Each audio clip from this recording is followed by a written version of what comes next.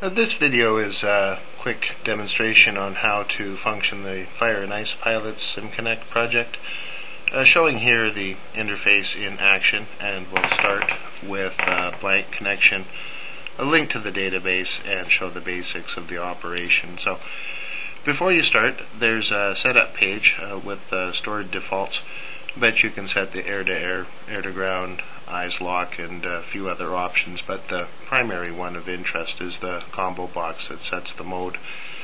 And we have the air-to-air and air-to-ground for bird dog and forestry. So starting with forestry, when you log in, this will create the menus in the Flight Sim 10 dialog. So hit connect to connect, and then the web user interface brings up Google Earth.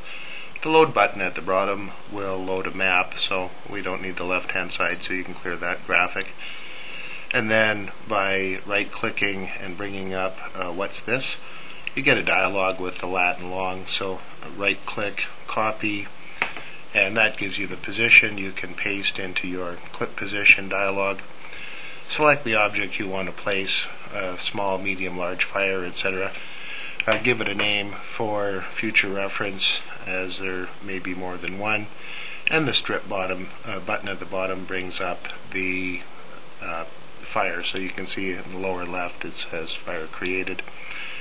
Once you have this, the TAC data will bring up a dialog to manipulate the fire and set the lead in. So fire on and fire off brings the fire as required. So here we have the TAC data again. Once the fire is created, on the right hand side there's a set of options, so you can set the bearing for the lead in to the fire in the upper right, and for the lead in graphics, the distance in feet and the slope of the approach to the fire.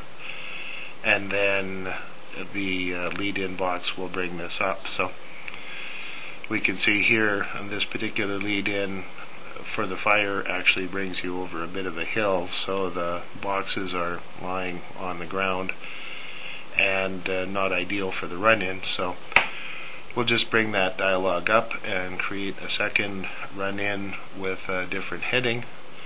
And again, TAC data brings up the window.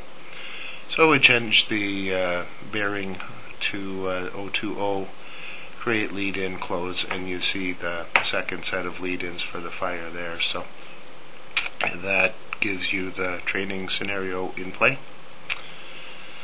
So to toggle the fire on and off, the TAC data has a series of buttons.